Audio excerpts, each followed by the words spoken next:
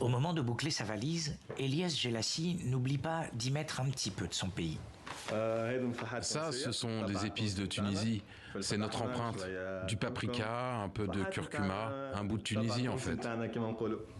Après 3 années dans les hôpitaux tunisiens, un diplôme d'allemand en poche, Elias s'est décidé à partir. Dans quelques jours, le jeune infirmier de 28 ans s'envolera pour Wiesbaden, en Allemagne. Là-bas, un contrat l'attend dans une clinique. Il sera même logé gratuitement pendant 6 mois. J'ai beaucoup d'amis là-bas en Allemagne qui m'ont motivé pour aller y travailler. Par rapport à la Tunisie, les salaires sont convenables, ainsi que les conditions de travail qui sont malheureusement meilleures que dans mon pays.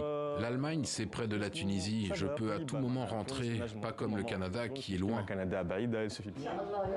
Le Canada, la France et les pays du Golfe restent les destinations d'émigration préférées des jeunes Tunisiens. Mais l'Allemagne, en manque de main-d'œuvre, les accueille de plus en plus à bras ouverts. Sur les 10 premiers mois de l'année, 5500 visas de travail ont été accordés. C'est le double d'il y a 2 ans.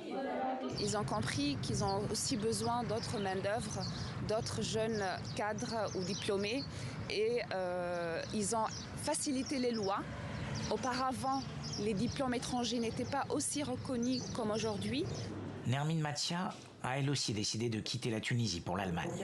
Mais pour pouvoir partir, elle doit passer un diplôme de langue allemande.